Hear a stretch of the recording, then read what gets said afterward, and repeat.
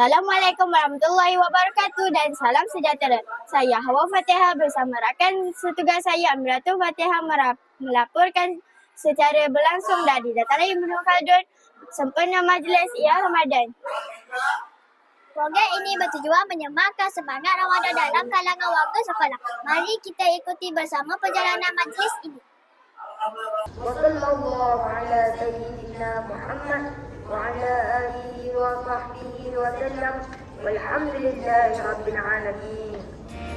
أيوة فيكم مننا نفس روحنا ودمنا قلبنا بيرتاح هوام للي فعلا زينا الكلام نفس الكلام حتى نفس الاهتمام عشرة مش ممكن تهون يوم من الأيام حتى لوننا وشكلنا يعني أنا شبهك تمام. Seterusnya, majlis diteruskan dengan ucapan alu arwah oleh pengurusi majlis dan ucapan perasmian oleh guru. Ucap majlis berlangsung pada 8.15 pagi melalui gigi pelancaran dan tabung kasih Ramadan. Betul lah musuh. Mulut orang berpuasa, musuh. Lepas tu dia pergi dekat muka kawan dia buat. Ha! Kawan dia pun.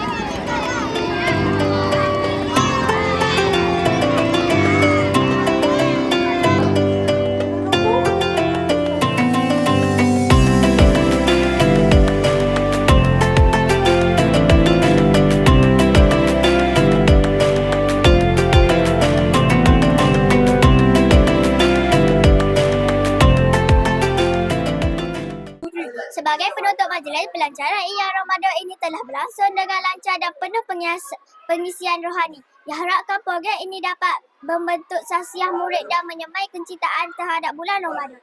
Sekian liputan kami dari Dataran Ibnu Khaldun.